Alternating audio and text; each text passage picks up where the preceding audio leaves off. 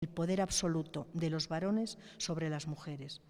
La violencia es un mensaje de inferioridad a las mujeres y un mensaje a la sociedad de que ellas son objetos susceptibles de ser agredidas y asesinadas. Es un mensaje de autorización a todos los varones. Se ha quebrado la barrera de entrada.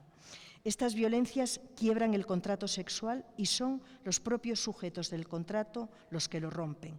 Rompen lo que Nancy Armstrong llama las afiliaciones horizontales, violando y matando a mujeres que no son las suyas, sino que en el imaginario patriarcal, en ese imaginario que surge del contrato sexual, pertenecen a otros varones. ¿Por qué violar y matar a estas mujeres? Porque ellas representan la tierra en el centro simbólico patriarcal. Conquistándolas a ellas mediante el asesinato y la tortura, se conquista el territorio. La ruptura del contrato sexual es volver a antes de la firma de este contrato, es regresar a un mundo sin ley, es regresar a aquello que es previo al estado de naturaleza, es sustituir la ley por la fuerza. Y la metáfora para poder explicar esto es la ciudad sin ley, donde todo es posible para quien tiene la fuerza de hacer lo que quiere hacer y lo que necesita hacer.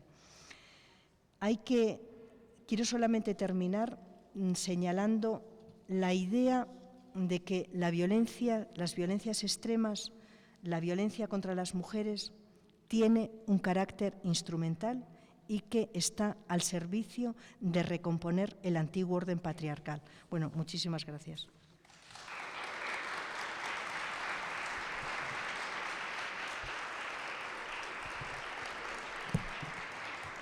Bueno, muchísimas gracias, Rosa, por esta conferencia magistral. Además, se ajustó sola perfectamente al tiempo.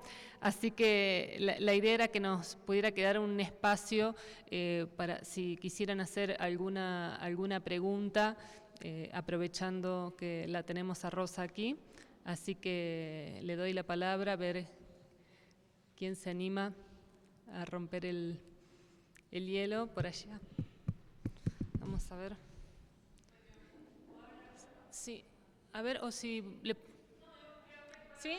Sí, te escuchamos.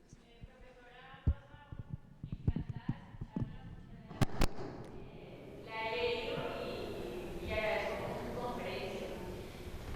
Como militante, como académica, quiero preguntarle sobre el giro que ha tenido o el ajuste que ha tenido que emplear metodológicamente para comprender estas nuevas dinámicas de la violencia. Metodológicamente, usted como académica, ¿cómo ha tenido que ajustar su metodología para comprender estos nuevos hechos de violencia?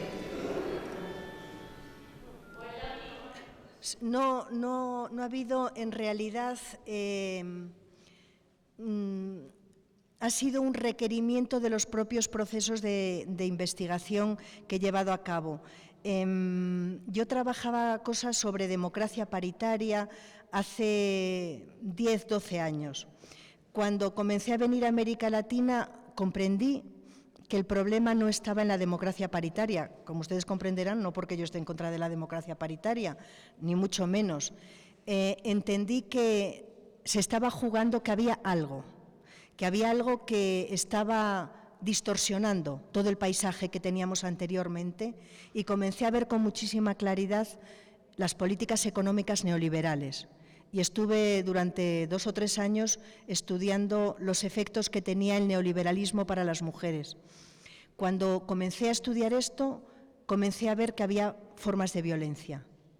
Y pensé si no sería algo específico de América Latina, y entonces comencé a leer sobre formas nuevas de violencia o formas extremas de violencia en otros continentes, sobre todo en Asia, y vi que el proceso se repetía crónicamente en todos los sitios. Y comencé a ver la relación entre las políticas económicas neoliberales, con las maquilas, con sus nuevas formas de trabajo, y el aumento de la violencia.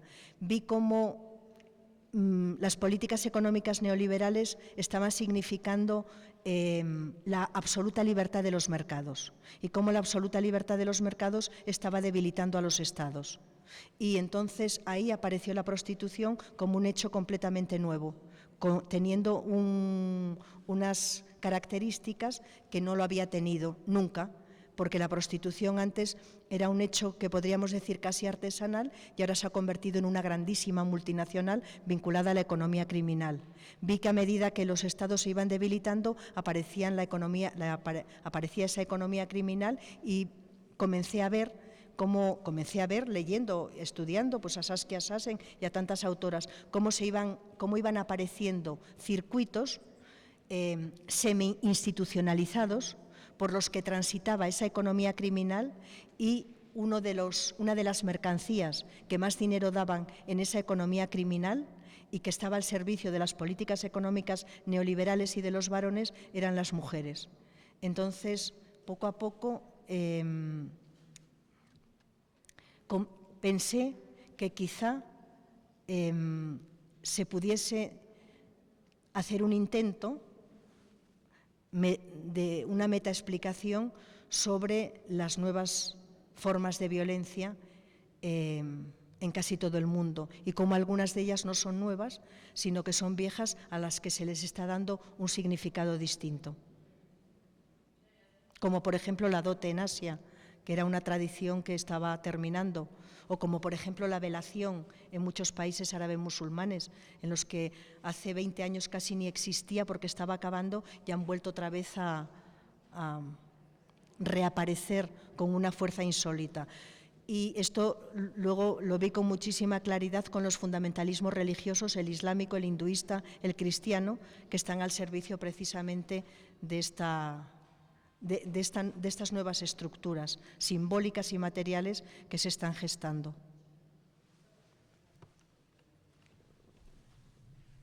Vamos a recoger 3 preguntas. En tal caso, si podemos pasar el micrófono. Vía María Eugenia, Elba, Julieta, allá las compañeras. ¿Puedes?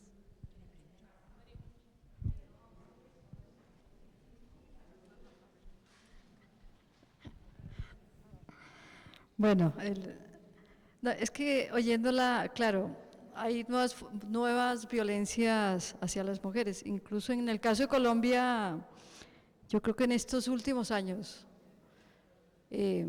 las amenazas, hostigamientos contra mujeres víctimas del conflicto armado y el desplazamiento son mujeres que están permanentemente sufriendo los efectos de la represión y bueno, ese tipo de violencia contra defensoras de derechos humanos, pero esas defensoras no las clásicas, sino las mujeres de a pie que asumen protagonismos. Pero bueno, frente a esas violencias, por otro lado, aumentan las normas, las normas. Es decir, cada vez hay más instrumentos internacionales de defensa de los derechos de las mujeres. Pero eso es un poco, no sé cómo llamarle, es decir, ¿qué tan funcionales son esas normas, esos instrumentos internacionales para detener las violencias hacia las mujeres? O si, ¿qué tanto límite le colocan? Porque, claro, aumentan las violencias, pero aumentan también los instrumentos internacionales. Entonces allí me parece que es un poco irónico el tema frente a las normas y a las leyes. No sé si me queda clara por lo menos la pregunta que me hago.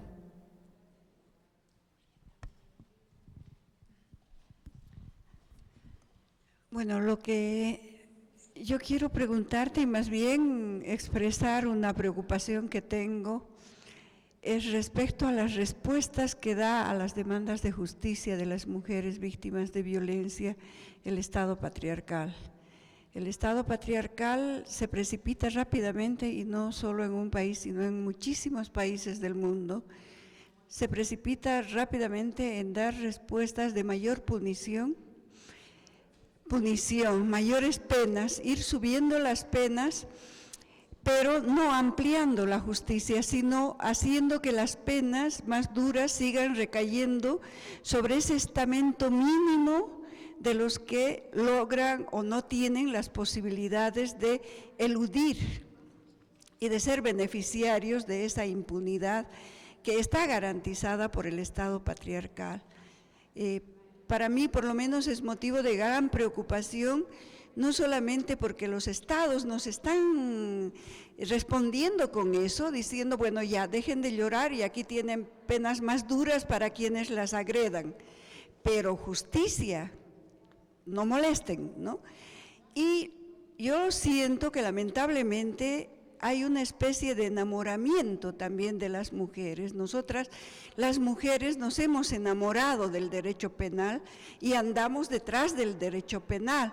Yo siempre lo imagino al derecho penal como ese señor rechoncho que está caminando y cada día lo alimentamos más y más y más para que nos devore y devore también a quienes no es posible que escapen de sus fauces.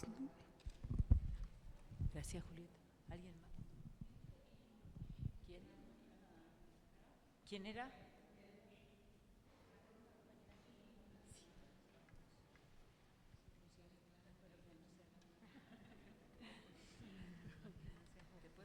Sí, gracias. Bueno, me presento, soy Marta Chargoy.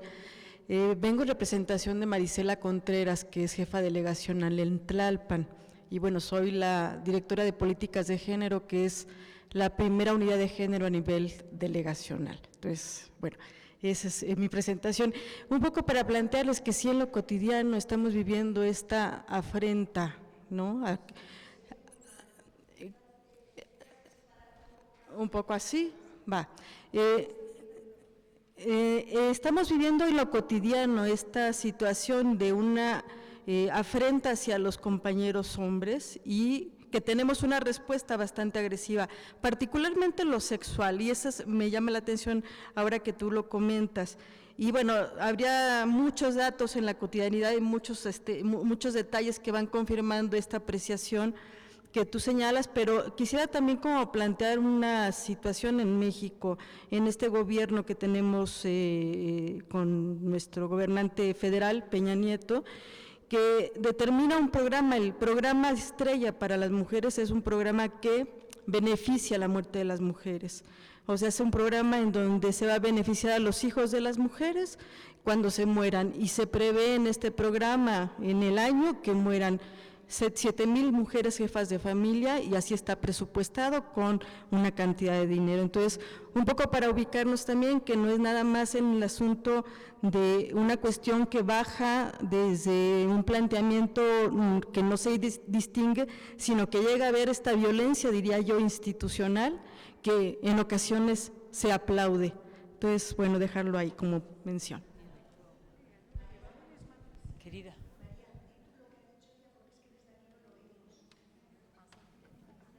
Pásate. Al medio, pero estuvo muy bueno lo suyo, así que muy interesante. A ver, únicamente, o sea… El asunto de la violencia institucional desde este patriarcado, una cuestión muy específica en México, el programa Estrella para las Mujeres en el gobierno federal actual es que se va a premiar de alguna manera a los hijos de las mujeres, de las mujeres que fallezcan, pues, de las mujeres en situación de pobreza, las mujeres jefas de familia, te mueres y te da la beca el Estado. Entonces ese es el programa para las mujeres. Entonces decimos, ¿cómo? Un programa que beneficia a las mujeres, pero como es el valor que les da a las mujeres. Debe ser que es el micrófono que acopla mucho, porque aquí arriba no se escucha muy bien. Elba.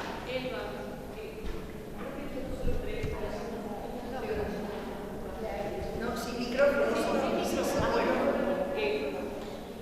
Dos aspectos quería preguntar. Uno es, ¿cómo ve, Rosa, este tema de los procesos de quiebre del Estado democrático, lo que sucedió en Honduras, lo que sucedió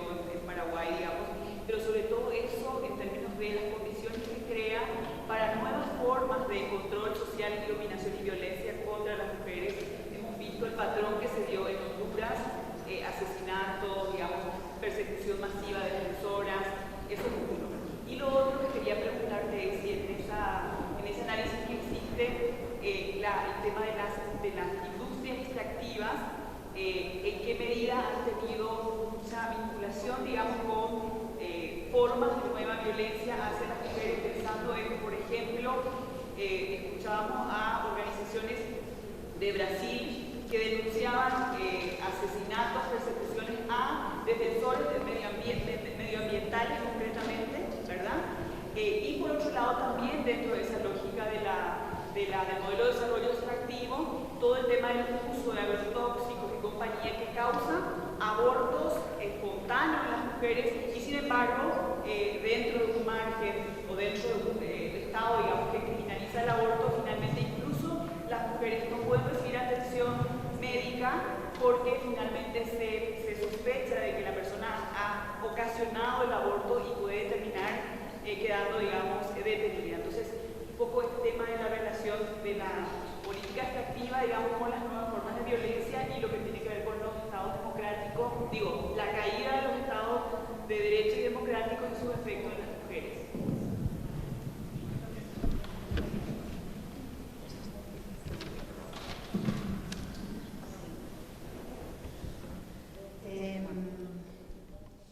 Bueno, yo con esta reflexión de María Eugenia